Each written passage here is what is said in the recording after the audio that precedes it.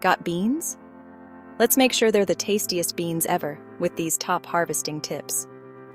Hello, gardeners. Knowing when and how to harvest beans is essential for the best flavor and a steady harvest. In today's video, we'll show you the signs of maturity for both bush and pole beans and share techniques to keep your plants producing. First up, recognizing maturity. Bush beans are typically ready for harvest about 50 to 60 days after planting, while pole beans take a bit longer. Look for firm, smooth pods that are about the width of a pencil. Picking beans before the seeds inside are fully developed ensures a tender, flavorful harvest. Now, let's talk harvesting techniques. When harvesting, hold the stem and gently pull the pod to avoid damaging the plant.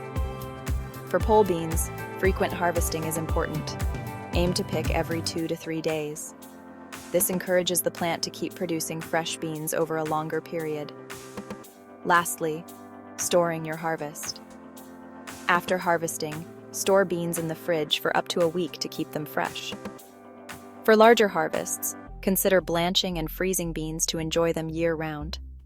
With these harvesting tips, you'll get the best flavor and maximize your bean crop.